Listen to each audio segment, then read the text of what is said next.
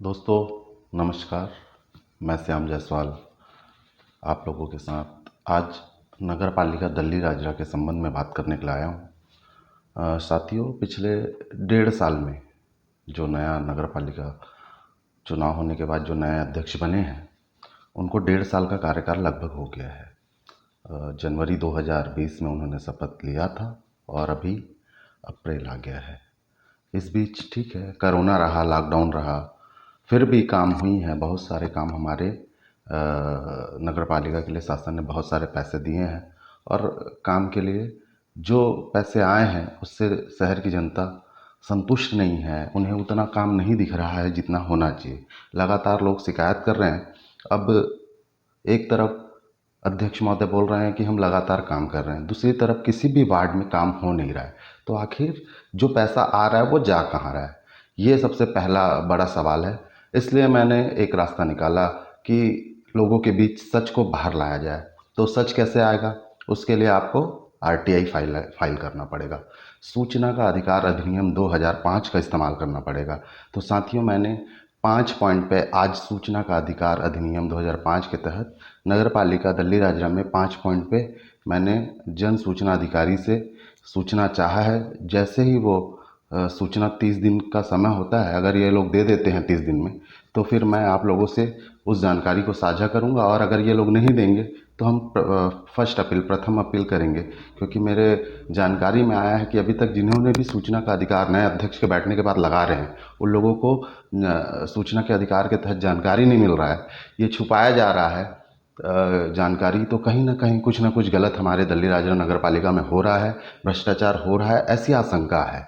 अब इसकी खुलासा तभी हो पाएगा जब पूरी जानकारी सूचना के अधिकार के तहत सच्चाई बाहर आए। अब मैं इसके लिए प्रयास कर रहा हूँ, बहुत सारे लोग इसके लिए प्रयास कर रहे हैं, लेकिन ऐसा मुझे पता चला है कि कुछ लगभग 6 लोगों का मामला सेकंड अपील में राज्य सूचना आयोग में लगा हुआ है। कोविड के कारण अभी तक उस पर भी सुनवाई नहीं हो पाई है।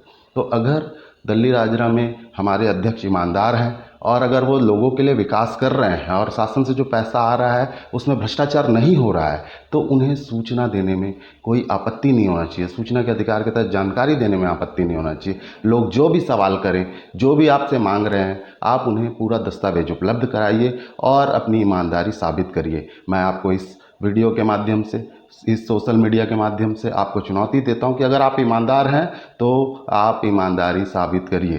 साथियों, बहुत सारे लोग सूचना के अधिकार अधिनियम 2005 के बारे में नहीं जानते हैं। मैं बता देता हूं कि छोटी सी जानकारी आप लोगों को कि सूचना का अधिकार अधिनियम 2005 क्या है। इसको हम लोग अंग्रेजी में राइट टू इन्फॉर्मेशन एक्ट 2005 कहते हैं। ये 2005 में एक अधिनियम लाया गया। ऐसा कहा गया कि भाई सारा पैसा जो सरकारों के पास है वो पब्लिक का पैसा है। हम लोग चाहे डायरेक्ट इनकम टैक्स दें या इनडायरेक्ट, किसी ना किसी तरह से हर एक गरीब व्यक्ति, मजदूर तक टैक्स दे रहा है देश को, सरकारों को। अगर आप साबुन खरीद रहे हैं, अनाज खरीद रहे हैं, कोई सर्विस ले रहे हैं, कॉपी किताब खरीद रहे हैं, स्टूडेंट पेन खरीद रहे हैं, तो हर एक जो वस्तु है उस पर टैक्स लगा हुआ है। आपके पैसा देने से वो टैक्स सरकार तक जा रहा है। इसलिए आपका पैसा सरकार के पास है और सरकार आपके पैसे से ही पूरे शहर में, प्रदेश में और देश में विकास कार्य करती है। इसलिए हम लोगों को ये जानने का अधिकार है कि हमारा पैसा सरकारें कहाँ खर्च कर रही है। नगर पालिका हो, चाहे राज्य सरकार हो या केंद्र का सरकार, आप हर जगह राइट टू इन्फॉर्मेशन एक्ट 2005 के तहत अपने पैसे के खर्च के बारे में, हिसाब के बारे में सरकारों से सवाल पूछ सकते हैं। इसी अधिकार का प्रयोग करते हुए मेरे द्वारा दल्ली राजरा नगर पालिका में 5 बिंदुओं पर जानकारी मांगा जा रहा है। उसमें पहला जो बिंदु है वो ये है कि 1 जनवरी 2020 से आज दिनांक तक नगर पालिका परिषद द्वारा जितने भी लोगों को भुगतान किया गया उसका एक चेक पंजी होता है जिसमें भुगतान का विवरण उपलब्ध होता है। तो हमें वो जो चेक पंजी है उसकी सत्यापित छाया प्रति दिया जाए। पहली ये पॉइंट हो गई।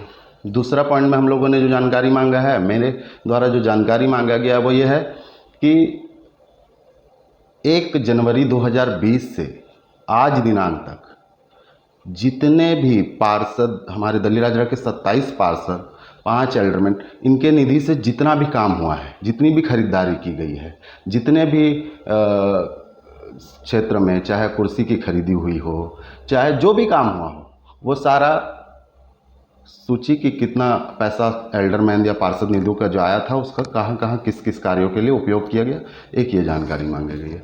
तीसरी जानकारी मेरी जो हम लोगों ने मांगा है वो ये है कि अध्यक्ष निधि है, जो हमारे अध्यक्ष का निधि है साल भर में 25 लाख रुपए, उससे अध्यक्ष निधि के माध्यम से अब तक कितने बार आया, एक बार मिला या 2 बार मिला, और उसका क्या क्या उपयोग हुआ, उसकी क्या खरीदी किए गए, वो सारा विवरण तीसरे पॉइंट में हम लोग के द्वारा मांगा गया है। चौथा जो बिंदु है वो है कि आज तक 1 जनवरी 2020 के बाद से आज तक जितने भी कार्य हुए हैं, निविदा उसकी प्रकाशित हुई होगी, तो वो सारे कार्यों की निविदा की सूचना आपके द्वारा कब आमंत्रित किए गए, वो सारा सत्यापित प्रतिलिपि हमारे द्वारा मांगा गया है। पांचवा जो पॉइंट हमारे द्वारा मांगा गया है कि दल्ली राजरा नगर पालिका के किस किस मद में कितनी कितनी राशि शेष है, उसका विवरण मांगा गया है। बहुत सारा मद होता है, उसके तहत ये लोग पैसा आता है जो शासन से, वो ये लोग खर्च करते हैं। तो ये पूरी जानकारी जैसे ही मुझे नगर पालिका से मिलेगी, मैं फिर आप लोग के बीच आऊँगा, वीडियो बनाऊँगा और एक एक पॉइंट पे आप लोगों को डिस्कस करके सारा जानकारी उपलब्ध कराऊँगा कि अभी तक सरकारों से कितने पैसे आ गए। ऐसी बातें हो रही हैं कि पिछले 1 साल में हमारे दल्ली राजरा में लगभग 8 करोड़ रुपए आया है। अगर साथियों, अगर ये बात सच है कि अगर हमारे शहर में 8 करोड़ का काम हुआ है, तो वो कहाँ हुआ है, इसको भी देखना हमारी जिम्मेदारी है। ये लोग भ्रष्टाचार तब करेंगे जब हम लोग इनसे सवाल नहीं करेंगे। हम लोग अगर चुप रहेंगे तो ये लोगों को खुला आमंत्रण मिलता है, और ये नेताओं और ये जिस सिस्टम के साथ मिल रहे हैं, और हमारा जो पैसा है, मेरा जो पैसा है, मैं आप टैक्स दे रहा हूँ, आप टैक्स दे रहे हो, हम लोगों का जो पैसा है उसको ये लोग लूट रहे हैं। इसके लिए हम लोगों को लगातार सवाल उठाना है, तभी ये पैसा रुकेगा, ये भ्रष्टाचार रुकेगा, और हमारा सही वार्डों में वो पैसा लगेगा, और लोगों को जो सुविधाएं मिलनी चाहिए वो सुविधाएं मिलेंगी। साथियों, अगर इस जानकारी के बाद ये लोग अगर जानकारी नहीं देंगे, तो हमारे पास RTI के तहत प्रथम अपील करने का अधिकार है। वो प्रथम अपील अधिकारी यही नगर पालिका के होंगे, उनके पास 45 दिन तक हमारा मामला रख सकते हैं वो अपने पास, और उसके बाद वो हमें जानकारी दे देंगे। अगर मान लो कि प्रथम अपीली अधिकारी भी हमारा नहीं सुनते हैं, तो हमारे पास जो दूसरा रास्ता है, सेकंड अपील करने का अधिकार जो है, वो राज्य सूचना आयोग छत्तीसगढ़ शासन में, उसमें हमें अपील करना पड़ेगा, और वहाँ से जो जानकारी मिलेगी मैं उसको साझा करूँगा। जानकारी तो मिलना तय है, चाहे ये लोग सीधा दे दें, सूचना अधिकारी अगर नहीं दिया तो प्रथम जो अपीली अधिकारी है वो देगा, अगर वो भी नहीं देगा तो राज्य सूचना आयोग हमें जानकारी देगा, और अगर राज्य सूचना आयोग भी अगर जानकारी नहीं देता तो केंद्र सूचना आयोग है, और इन लोगों के बाद न्यायालय में मामला ले जाया जा सकता है। ऐसी व्यवस्था सूचना के अधिकार अधिनियम 2005 के तहत बनाई गई है। मैं चाहता हूँ सूचना के अधिकार अधिनियम 2005 के तहत बनाई। आप लोगों ने इतने धैर्य से सुना, मेरी इस बातों को समझा, उसके लिए आप सभी का बहुत बहुत धन्यवाद। अगर कोई भी सवाल आपके मन में हो तो नीचे कमेंट्स में आप मुझे कमेंट करिए।